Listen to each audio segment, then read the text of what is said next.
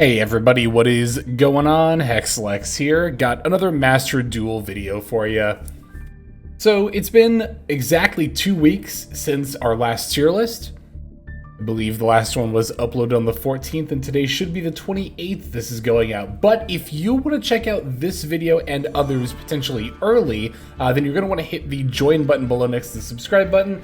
That'll not only be a great way to support the YouTube channel if you're so interested, but you'll also get to see videos as soon as they are uploaded. And I do have some more planned additional bonuses for YouTube members in the very near future, so be sure to stay tuned for that. In any case, let's get right on into it. So, I haven't looked back at my old tier list from 2 weeks ago. I remember vaguely where I placed most things, but I intentionally decided not to look at it so I didn't influence my decisions here. I don't want to try to be too different or too similar. I'm just coming back now that we've had some time to sit with the pack, and I'll tell you exactly where I feel all of these decks should go. We're going to start off right here at the top with Branded, which I'm going to put in tier 2 once again. I will say that this ban list, you know what, why not actually? Let's say that it does take the new ban list into account. I wasn't planning on that when I was going into this tier list, but I think even with a second Branded fusion, Branded is still probably a tier 2 deck. Now, don't get me wrong. I think that Branded is an extremely good deck, obviously, and with the second Branded fusion, it does get more powerful. Particularly, I think it'll get stronger in the grind game. I mentioned this in our ban list video, but Branded does often go into more grindy duels, and having access to a second Branded fusion is pretty huge. For example, DD Crow on Branded fusion when it was at 1 did actually hurt the long game of Branded pretty decently. But now that is much less of an issue, so I think it'll still be a tier 2 deck, but it'll be more upper tier 2 as opposed to middle tier 2. The deck will certainly get a lot more popular moving forward as well. Alright, next up we have another deck affected by the upcoming ban list, Blue Eyes, particularly Primite Blue Eyes. I do still think this is a tier 1 deck moving forward. Obviously Sage and Maiden in White going to 2 are slight consistency hits, but honestly there are more than enough options to make up for that. If you weren't playing Pure Re's map before, you certainly can now. And even on top of that, there's also Bingo Machine Go, which did also already see a little bit of play in Blue Eyes decks. I suspect that most people who are dedicated Blue Eyes mains will probably go the extra mile to craft the Bingo Machine Goes, however many they decide to play. I and a lot of others are probably just going to stick to Pure Re's map, but there are certainly options for Blue Eyes. And really, at the end of the day, Sage and Maiden in White being at 2 doesn't affect the deck's game plan at all. It just, again, is a very minor consistency buff, or debuff rather, but all in all, I think still a tier 1 deck. Alright, next up we have Tearlaments, which I'm going to put towards the top of tier 3, I believe. As I mentioned, I remember talking about this last time that, losing Beatrice hurts Tearlaments as far as Fiendsmith goes more than any other deck, but also Pilgrim Reaper is still an option, and milling 5, you have a pretty good shot of hitting something with this deck. Yeah, I think that the main thing here that keeps Tearlament in tier 3 is that its inboard is inconsistent, because at the end of the day, it is still based on what you mill a lot of the time. You can pretty often put up something like Rolkalos plus Soliak, but even again, that's it's very malleable, right? It super depends on only what you open, what you mill with tier. And I think in this meta in particular, that lack of consistency, you're going to feel that a little bit more than you have in previous metas. Alright, next up we have Sky Striker, which I'm going to put in Rogue for now. Once the upcoming new support from Duelist Alliance to Master Duel, whenever that ends up being, then I think it's a different story. Then I think we might even be up in more the tier 2 category. But for now, I think Sky Striker is still a fairly powerful rogue deck. Alright, here next up we have Yubel. I want to put Yubel at the bottom of tier 2 for the time being. I think that this might be one of my my big divides here between tier 2 tier 3 is between Yubel and Tearlament, right? Because I really don't feel that Yubel is that much stronger than Tearlaments. These are pretty comparable in power level. But this one is noticeably better enough to, I think, put it in tier 2. I mean, like every other Fiendsmith deck, Yubel really likes Lacrima, the Crimson Tears, but I will say now that, because here's the thing, right? Yubel benefited from Necroquip more than like any other Fiendsmith variant. But I will also say that now that Lacrima the Crimson Tears is out, yes, that is good for Fiendsmith Yubel, but it also boosted every other deck playing Fiendsmith up to about the power level where Fiendsmith Yubel was at, if not higher, with Necrocrypt going into Aerial Eater. So that's why I think Yubel is kind of sliding off a little bit. It's not that I think the deck is getting worse, it's just that everything else is getting a little bit better, if that makes any sense. Okay, next up we have Kashtira, which I'm going to put in Rogue as I've been doing. I mean, as always, Kash's issues is that it's inconsistent, and also the fact that its end board doesn't have any negates, can't really stop board breakers at all, which is becoming more and more of a glaring issue for the deck as time goes on, for sure. Okay, Ritual Beast. See, here's the thing, right? I feel like Ritual Beast, a deck that already doesn't get played a lot, is getting played even less, or at least I'm seeing even fewer people using it than I have, which has already not been a lot. But you would see Ritual Beast crop up in, like, you know, top 10 rating duels or something like that every now and then. Just not seeing it quite as often. But as always, this tier list, the ones that I make, are more reflective of power level than popularity. So in terms of power level, I'm going to put it in tier 2, and I will put it above Yubel, for sure. But am I going to put it above Branded? I don't know, because Branded, to me, honestly, Branded is a deck that's pretty similar to Ritual Beast in that it takes a really, really dedicated and good pilot to bring out the full potential of this deck. I think it's just that Branded is a lot more popular than decks like Ritual Beast and Voiceless Voice. Yeah, you know what? Okay, so this is, again, taking the new ban list into consideration. With that in mind, I'm going to leave Branded slightly above Ritual Beast, but I think it's close. I think it's really close.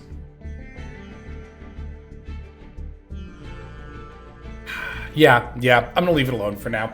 I thought about it for another moment, but that looks good for the time being. Okay, next up we have Punk, and Punk has been performing pretty decently, but for me, it's hard to tell if the deck is doing well because it's popular and thus more people are on it, and that might be slightly inflating how well it's doing. Well, not necessarily inflating. Okay, because here's the thing, right? I mention this pretty much every single time, but when it comes to rogue level decks, I think rogue level decks are still more than capable of topping tournaments and or getting into Master 1 and, you know, potentially even doing decently in rating duels.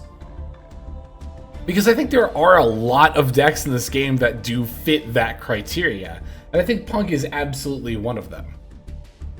But so when I say that I think the win rate might be inflated, it's not that I think that Punk is a bad deck that is only doing well because people are playing it.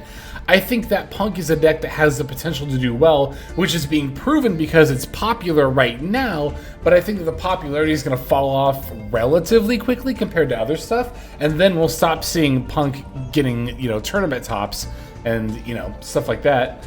And at that point, it won't be that Punk is bad, it'll just be more that people have moved on to other things.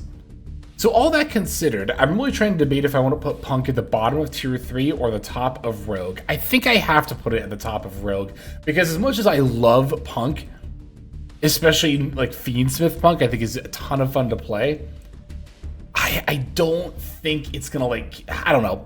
I really want it to keep putting up the results that it is. I don't think it will, just because, again, I think the people who are on it will move away from it because it is, like, again, a little bit of new toy syndrome, but yeah, I'll leave it here for now. I might change my mind to put it at the bottom of tier 3. It'll kind of depend on what, like, the tier 3 and Rogue, yeah, what they end up looking like, but this is good for now. Okay. Momento, I think, is absolutely still a tier 1 deck. It's probably still going to be the bottom of tier 1 for me. But yeah, it's a very good deck. I don't think I need to really explain that by this point. I think we're all pretty well aware, if I could talk, that we've all encountered Momento at least once on ladder, and shown us exactly how much fun the Bone Party could be. No, very, very good deck. Yeah, gotta put it in tier 1 for sure. Fiendsmith Control. Okay, this is one that I know is gonna be different because on the last tier list, I'm pretty sure I had Fiendsmith Control in like mid tier 2, and I was like, wow, I can't believe I'm putting Fiendsmith Control this high, you know, whether it be with Primite or Bestials, whatever your flavor of the deck is. This time, though, I'm actually gonna put it in tier 1. And a lot of this is going off of not only my own personal experience with and against the deck, and seeing just how popular it is and how well it's doing as a popular deck, but even going into like the European Challenger Cups, right? When it comes to the number of decks, and I have a friend of mine to thank for giving me this information. When it comes to the number of decks that are getting top cut in the European Challenger Cups, Fiendsmith Control decks, like Primite Fiendsmith, is the third most represented deck in the top cut, which is kind of huge. But it makes sense. It's a very, very good deck right now. Go figure, playing two of the most recent and powerful engines in the same deck actually results in something, but you wouldn't think they would have any inherent synergy. It's just that the Primite stuff is so good at generating continuous like advantage and disruption in the form of Drill Beam and putting bodies on board that you play vanillas where you wouldn't normally. And then Fiendsmith is so good that you can just jam Light Fiends as in their own engine, and that's enough to put out an insane number of bodies and insane boards as a result. Of course, also worth noting that Dippity recently got released. That was another huge buff for this deck. But yeah, Primite, Fiendsmith Control, whatever you want to call it, I'm putting it in tier 1. I think it's absolutely a tier 1 deck. Is it better than Momento? It's certainly easier to play than Momento. You know what? I will say that a skilled Momento pilot, I think, can bring out the deck's full power, which I do think ultimately is above where the Fiendsmith Control is. Yeah, I like this. I'll leave it in tier 1, but I'll leave it just a little bit below Momento. It's close, I think, but I think Momento does have a lot more layers. It just comes down to if the player can make full use of it. Centurion. Centurion, I think I gotta put in tier 3. I'll put it above tier limit, though. I don't know. This is kind of what I think is going to happen with Punk, is what's kind of happening with Centurion, where even after the new support, which came out fairly recently, it's already starting to really slide off in terms of popularity. Again, though, this tier list does not reflect popularity, it reflects power level, and I do think Centurion is a more powerful deck than something like Punk, or even, as I have listed here, Tearlaments. Tearlaments can have more explosive boards if it mills well, but Centurion, of course, has that consistency, and it's a very easy deck to use. Yeah, I'm going to leave it at the top of tier 3. Again, might change my mind. I could see myself putting it at the bottom of tier 2.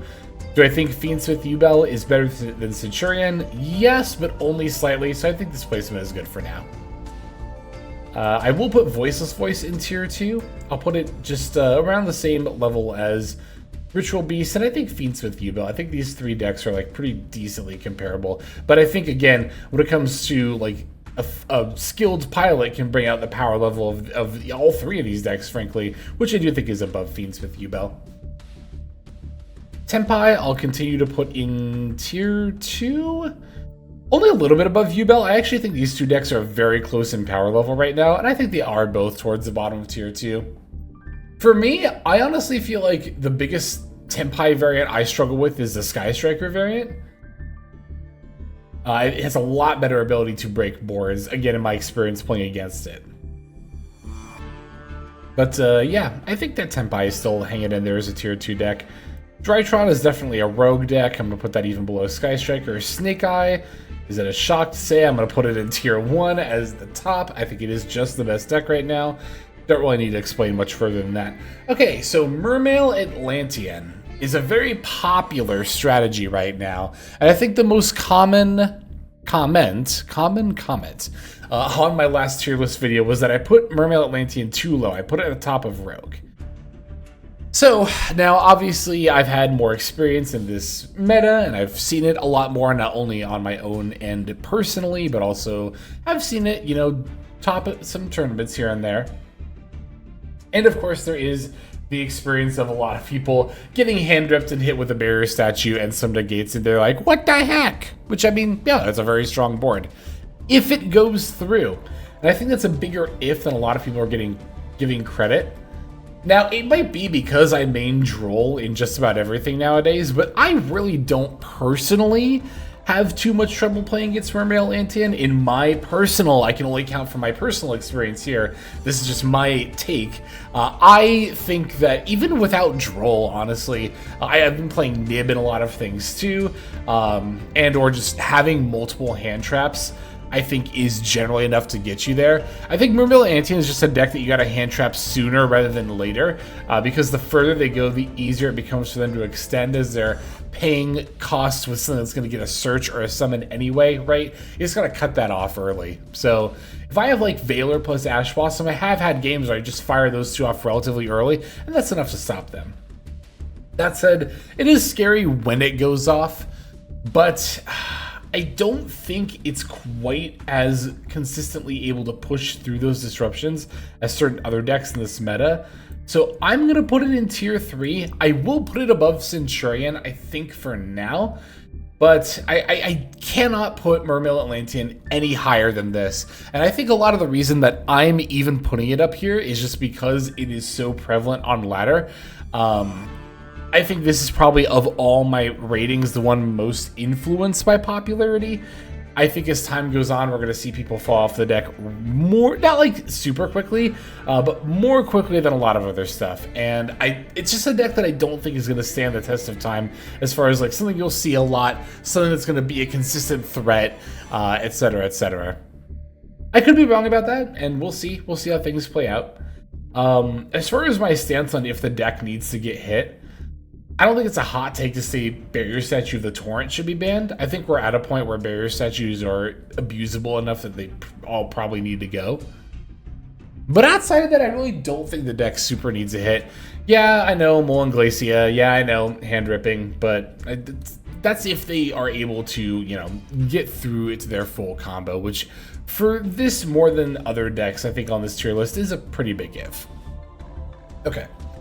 Dragon Link, gotta put this in Rogue. I'll put it above Drytron at the very least, because, yeah, I mean, with, you know, the Full Metal stuff, or not Full Metal, I always call it Full Metal, the Metal Morph stuff, and things like it. I don't think Primite Dragon Link is really a thing. I haven't seen that too much. It could be, and I could be wrong about that. Again, for me, it's mostly been the Metal Morph stuff that I've seen, but it's a pretty solid booster, Dragon Link. But it is still definitely a rogue deck. I gotta put Adamantipator down here at this point as well. This deck has fallen off super hard.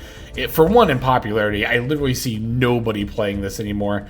And two, in terms of power level. I mean, this, I think something that these bottom 3 combo decks on the tier list have in common is that they are very much easily stopped with a single hand trap, right? There are a lot of games where if you just like Veiler the Striker Dragon or the Romulus, it's debatable which one is better to do, but either way, if you stop one of those field spell searches, Dragon Link is just really not going to typically be able to do much more than Sphere's Pass. Adamantipator, if you Veiler, Imperm, Ash Blossom, the Curious to dump Block Dragon, or the Gallant Granite to search it, then that's going to be a turn ender for the deck. And Drytron, I think, does have a little bit more ability to push through hand traps than some of these other decks, but with Droll in particular being as popular as it is, that is such a death knell for the Drytron deck. But also is still a little bit more susceptible to, like, I don't know, Ash Blossom gets the first Herald of Arclight or Ben 10 or something. I don't know. Exodia. God, I haven't seen this deck in forever. Where am I gonna put this one? I guess the main question for me is, do I think it's better or worse than these combo decks? It's a lot more consistent. Yeah, I think I'll put it right here in like middle rogue. Lab, I think, continues to be a very solid tier 2 deck. I think I gotta put it like in upper tier 2 at this point, actually. Even above like Ritual Beast and Voiceless. Well, I can actually maybe see this being a little more accurate in terms of just like sheer power level. But I don't know.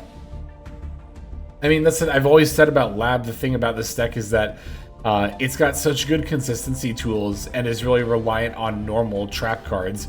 So as normal trap cards, 1, get better, this deck gets better. 2, this deck can always adjust its normal trap cards to counter whatever the current meta is. So expect to see Lab here in Tier 2 for like literally the foreseeable future, I think. Argo Stars, you know, this deck has really impressed me. I think to the point where I might even put it above Dragon Link and Drytron. This is mostly more of a balance of like power and consistency as far as like placing it above these two. Because obviously if Dragon Link and Drytron like super pop off, their end boards are a lot scarier than Argo Stars. But Argo Stars is just a lot more consistent at getting through than, you know, the other two aforementioned decks. I think Adamantipator does still have it beat in both categories, but yeah, I'll put Argo Stars here. I'm fine with that. Mathmech, I gotta put it Tier 3, even the bottom of Tier 3, which is so sad, but I really don't see this deck being any higher. I might put it a little higher than Chimera, I guess. Like Chimera, I'd put it at the bottom of Tier 3 as well. But, I don't know. Yeah, that looks right to me. I'll leave those two decks there. I love Mathmech. I really want it to be a higher place, but I'm looking at everything above it, and I cannot justify putting Mathmech above anything that's currently higher than it on the tier list. Okay, so 2 more left. Hero, alas, even with the new support. I gotta put it like, I don't know, maybe a little bit above Argo Stars, but not even that. I kind of want to put it down here. I saw Cali Effect had a YouTube short that I saw recently that I think really highlighted the big issue with Hero is that you play a 60 card deck and a third. That's not an exaggeration. Literally a third of your deck is cards that you really don't want to open. Like it's actually over 20 cards. I think he counted 22, 21 or 22. And when you look at it that way, it's like, yeah, that is, I think, the big issue with Hero decks. All right, finally we have White Forest, which I think I do have to put in Tier 2. I'm putting it below Ritual Beast and Voiceless. I think it definitely goes below Branded and Lab. Maybe I'll do it like this, because it's like roughly around this power level. Alright, I think that's where I'm going to leave things off here. So, yeah, I know obviously the big differences here that I can notice off the bat from my last tier list are Primite / Fiendsmith Control, whatever you want to call it. I think that certainly is panning out to be a lot better than a lot of us expected, again, myself included. And Mermail Atlantean, I think, has surprised me. I don't know. You know, I'm looking at this and I kind of want to bump it down a little bit below Centurion. That looks a little bit better to me. Yeah, I'm going to leave it like that. Yeah, I will say that it is it's more popular than I expected, more than anything else. As far as the power level, I don't know, even when it was first being announced to come out, I kind of said it was going to be Tier 3 Rogue, somewhere bouncing between there, and that's kind of where I've had it. But again, I don't think I can, in all seriousness, put Mermail Atlantean above Tier 3. Maybe I'll be proven wrong with that as time goes on. Maybe it will persist or even improve its popularity and or win rate in the meta, but for now, I'm just going to leave it right there.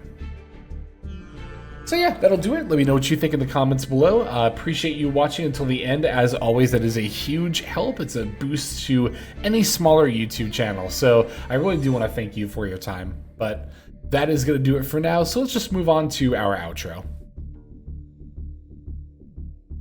Hey everybody, Hexlex here. Thank you so very much for watching all the way to the very end of the video, which by the way is one of the best ways to support the channel. Speaking of supporting the channel, take a look at the names on screen. These are folks who have been so generous as to either join as a YouTube member or subscribe over on patreon.com/Hexlex to support. There's also perks for doing so. If you would like to see YouTube videos early, as well as some exclusive videos that get uploaded to YouTube, but for one reason or another I decide not to publish, definitely go ahead and hit that join button to see content early, as well as some exclusive content. If you're looking for more exclusive content, over on patreon.com, I upload exclusive videos that are not posted on YouTube just about every single day. Whether you choose to subscribe over on Patreon, join as a YouTube member, or simply continue to watch, your support is greatly appreciated. Thank you so very much. But for now, this is Hexlex. I am signing out, and I hope that you have a fantastic fantastic day.